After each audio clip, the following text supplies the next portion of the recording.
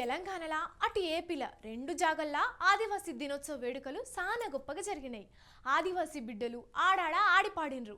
వాళ్ళతోని కలిసి మన లీడర్లు కూడా కాలు గదిపి గొంతు ఎత్తిండ్రు. ఒక్కసారి ఎక్కడెక్కడ ఎవరెవరు ఏమేమి చేసిండ్రో చూద్దాం పండ్రి. అరకు లోయలోని గిరిజనుల సంప్రదాయ నృత్యాలలో హింసా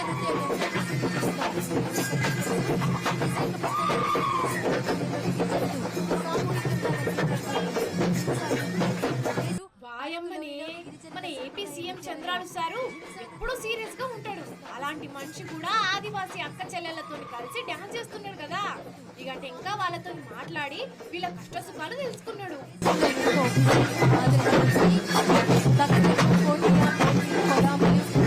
మూకతరులు లాంటి సుమారు 18 గంటలకు చెందిన గిరిజనులు ఈ హింసా నృత్యంలో పాల్గొంటున్నారు.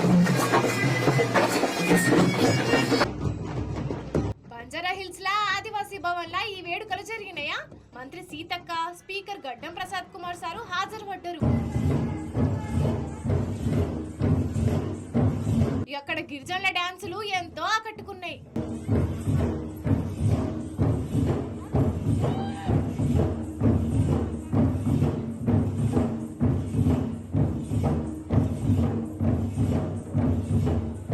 ఇట్లా ఇంకా రెండు రాష్ట్రాలలోనే కాదు దేశంలో కూడా మంచిగా జరిగినాయి ఈ వేడుక.